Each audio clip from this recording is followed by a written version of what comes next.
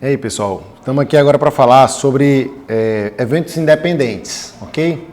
Para falar de eventos independentes, eu quero lembrar para vocês de uma discussão que nós tivemos em um vídeo anterior sobre probabilidade condicionada, e nesse momento da probabilidade condicionada eu tinha trazido aqui alguns questionamentos sobre o que é que acontece, né, entre os eventos, né, quando eu sei da ocorrência de um evento num experimento aleatório. Qual é a relação entre a ocorrência desses eventos?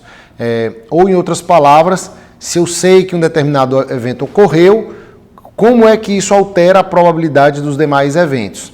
E eu trouxe alguns exemplos, como, por exemplo, o exemplo do acidente de carro e da chuva, né? Quer dizer, se existe uma estrada onde uma pessoa vai trafegar e ela tem uma certa probabilidade de acidente de carro, então acidente é uma possibilidade, né, desse experimento que é trafegar pela estrada, tá? E um outro evento possível é a chuva, tá? Então, quando eu sei que ocorreu a chuva, o que é que acontece com a probabilidade de acidente de carro? Intuitivamente, a gente tem a tendência a imaginar que a chance de sofrer acidente de carro não é a mesma, dado que está chovendo ou dado que não está chovendo, né? Porque a chuva influenciaria essa probabilidade. Na prática, apenas os dados seriam capazes de me demonstrar que realmente há uma maior incidência de acidentes quando está chovendo do que quando não está chovendo. Por outro lado, a gente pode imaginar também exemplos, como nós trouxemos aqui mais abaixo, né? O acidente de carro contra o mês de nascimento, ou ainda o transtorno genético contra a chuva, né? Ou seja, o fato de alguém ter um transtorno genético não aumenta nem diminui, imaginamos, né? Quando a pessoa nasce num dia em que está chovendo, por exemplo. Então a chuva não tem uma influência sobre a probabilidade de ocorrência desse evento. Em outras palavras, o acidente de carro e a chuva são dois eventos dentro de um experimento aleatório que parecem estar ligados, conectados, eles têm uma associação. A gente diz que eles são dependentes, né? Enquanto que nesse caso eles não parecem ter essa mesma associação e a gente poderia dizer que eles são independentes, tá? Então, nesse caso, eu quero tentar formalizar essa noção de independência de eventos, lembrando que basicamente o que a gente acabou de dizer é que se eu tenho dois eventos, A e B, vou chamar esse de A, esse de B, eles se encontram dentro de um espaço amostral, tá? Eles se encontram dentro de um espaço amostral, S, tá? Então, o evento A, ele tem uma certa probabilidade, que a gente chama de probabilidade a priori, o evento B tem uma certa probabilidade, tá? Posso tentar dar números aqui só de exemplo, vamos supor que essa probabilidade é de 30% e essa probabilidade é de 40%. E aqui eu teria o evento A interseção B, é quando ocorrem os dois ao mesmo tempo. O que a gente está dizendo é que, independente do A ocorrer ou não, ok? A probabilidade do B ocorrer não muda, ela continua sendo de 40%. Em outras palavras, dado que o A ocorreu ou não, esse P de B é o mesmo, né? Então a gente já está falando de probabilidade condicionada, né? A gente pode ter o A ocorrendo ou não. Tem essas duas possibilidades. E aqui eu vou colocar, dado que o A ocorreu, qual é a chance do B ocorrer ou não ocorrer? Dado que o A não ocorreu, qual é a chance do B ocorrer ou não ocorrer? Tá? Então, B e B complementar, né? O que a gente acabou de dizer é que para que a gente considere que os eventos sejam independentes, essa probabilidade aqui do B ocorrer, dado que o A ocorreu, ou de o B ocorrer, dado que o A não ocorreu, elas precisam ter o mesmo valor, tá? Elas precisam ser a mesma. E precisa ser a mesma probabilidade de B ocorrer. Notem que B está aqui ou aqui, tá? Para eu calcular o P de B, eu preciso calcular a possibilidade dele ocorrer aqui ou aqui, tá? Para que B ocorra, é preciso que ocorra A e B ou não A e B, né? Então, essa soma aqui, ó, probabilidade de A e B mais probabilidade de não A e B, tá? No primeiro caso, eu vou ter P de A vezes P de B dado A. E no segundo caso, eu vou ter P com A vezes P de B dado não A. Isso é o P de B. No caso em que esses dois valores aqui são idênticos, tá? Como a gente está dizendo aqui, se, né, eles forem iguais a um valorzinho P, tá? O que é que vai acontecer com o P de B?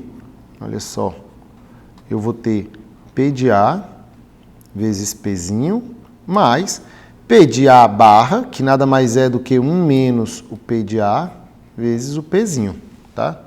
Então, posso colocar agora esse Pzinho aqui em evidência, aí vai sobrar aqui P de A mais 1 menos P de A. E aí, ó, esses dois P's de A morrem e eu descobri que o P de B nada mais é do que o meu próprio Pzinho, tá? Então, na verdade, o próprio P de B, a priori, esses 40% do exemplo que eu estava dando, tá? Ele é igual à probabilidade condicionada. Em outras palavras, o P de B independe da ocorrência de A, tá? Se A ocorrer, o P de B é Pzinho. Se o A não ocorrer, o P de B é Pzinho também. E independente de eu saber que o A ocorreu ou não, a priori o P de B era Pzinho também. Que no nosso caso esse Pzinho era de 40%. Tá certo? Em outras palavras, a gente também pode escrever assim, ó.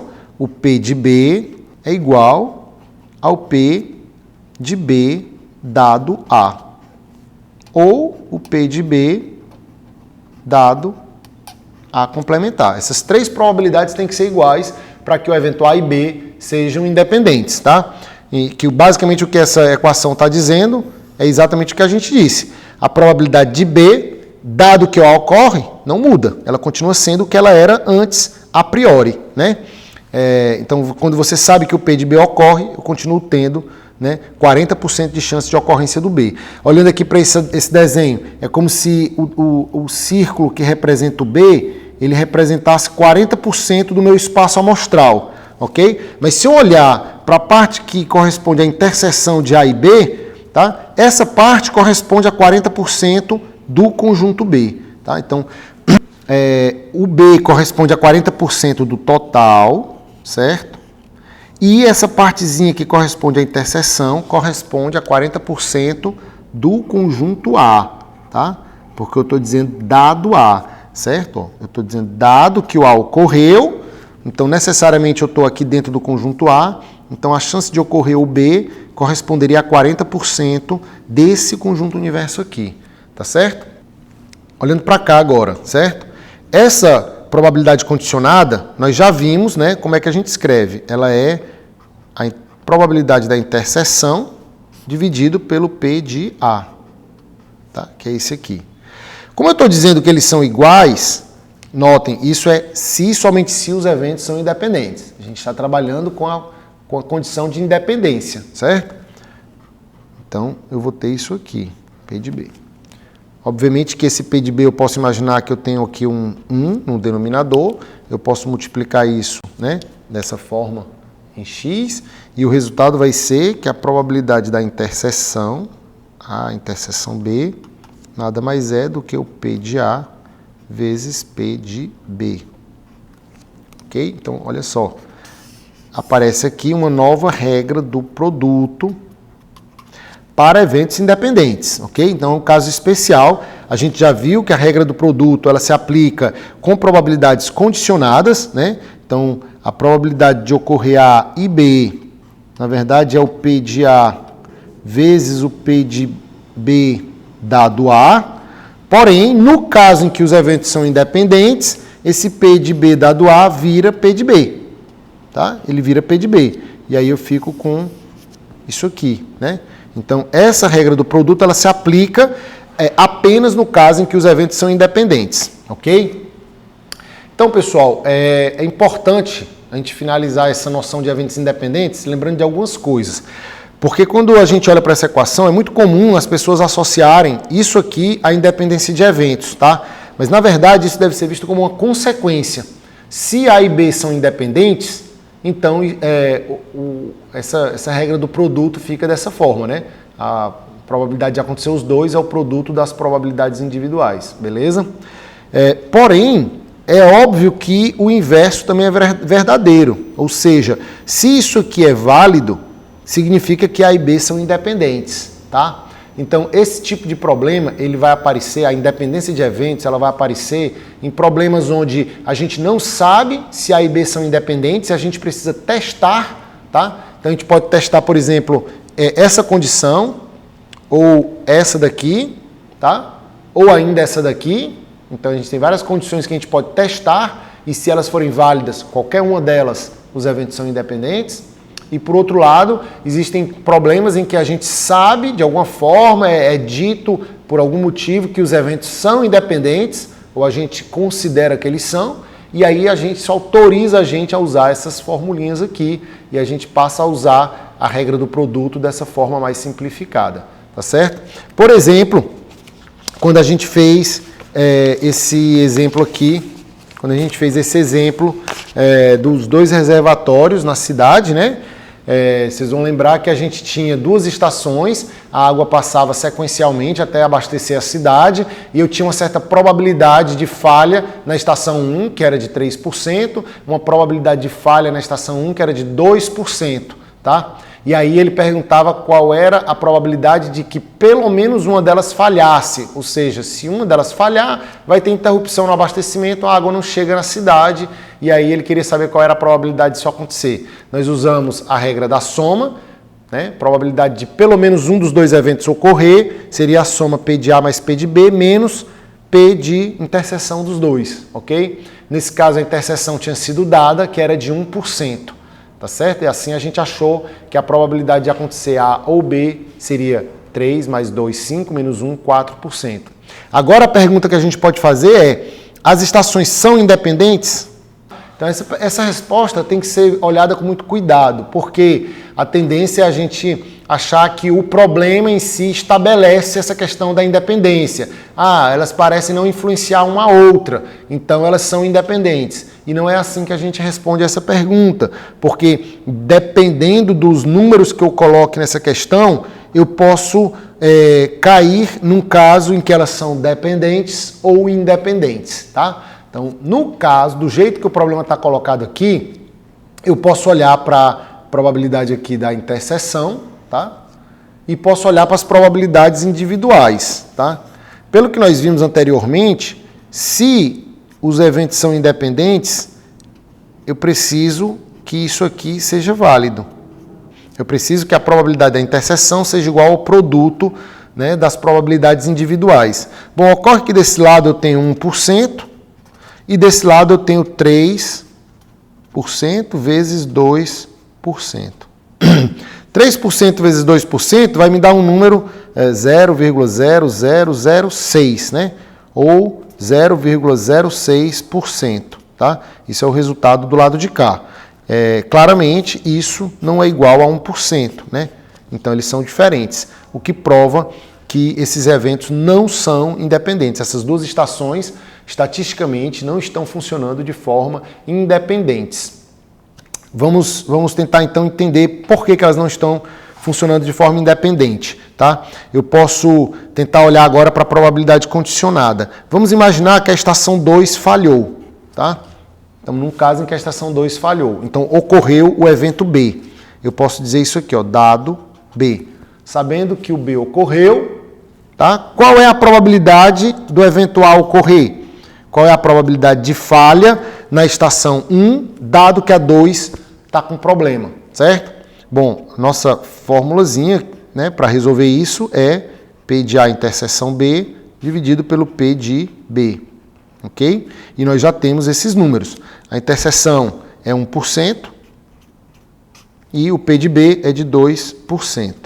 1% dividido por 2% vai dar 1,5, né, ou 50%. Tá? Em outras palavras, gente, o que eu estou dizendo aqui é o seguinte, o P de A priori, era de 3%. A priori, a minha estação 1 falha em 3% do tempo de operação dela. Porém, quando eu sei que a estação 2 parou, falhou por qualquer motivo, nesses momentos eu vou ter uma probabilidade de 50% de falha na estação 1 também, ok? Então houve aí uma grande influência né, do fato da estação 1, o fato da estação 2 ter falhado, há uma grande influência disso na probabilidade de falha da estação 1, tá? Obviamente a gente pode ver a mesma coisa para o caso em que a estação 1 falha, né? Dado que o evento A ocorreu, qual é a probabilidade do evento B ocorrer, tá? E nesse caso eu vou ter de novo P de A interseção B dividido pelo P de A, e nesse caso eu vou ter 1% dividido agora pelo P de A, que é 3%, e eu vou ter 1/3.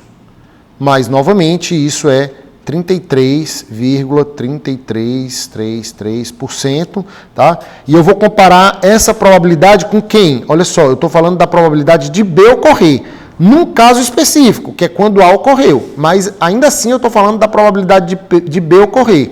Nesse caso, essa probabilidade não é a mesma que a probabilidade de B a priori, tá? Então, antes eu tinha 2% de chance de falha, agora que eu sei que a primeira estação falhou, essa chance aumentou para 33%, tá? Então, isso mostra que esses eventos não são independentes, ok? Então, só para ficar claro, a gente não precisa repetir esses 3 cálculos que eu fiz aqui, tá? É evidente que se isso aqui ocorre, né? Se eles não são iguais, melhor, se isso aqui ocorre, né? Eles não são iguais, significa dizer que eles não são independentes, consequentemente, né, eu também não vou encontrar independência por esses 2 caminhos aqui, tá? São 3 caminhos possíveis, basta eu escolher um deles, eu estou mostrando para vocês que os 3 deram errado, né? Então, nenhum dos casos eles são independentes, porque, na verdade, os 2 eventos são mutuamente dependentes ou independentes. Nesse caso, eles são dependentes, tá certo? Deixo aí agora vocês tentarem fazer com o caso das bolinhas verdes e azuis que a gente tinha feito anteriormente, né? Quando eu tinha 2 bolinhas azuis e 3 verdes, e eu tirava da primeira urna uma bolinha, jogava na segunda urna, onde eu tinha um azul, uma verde e 2 brancas. E aí, a retirada da bola da primeira urna, azul, e a retirada da bola da segunda urna, verde, por exemplo, esses 2 eventos são dependentes ou independentes, tá? Deixo vocês aí tentarem resolver isso como exercício. É isso aí, galera. Muito obrigado. Tchau.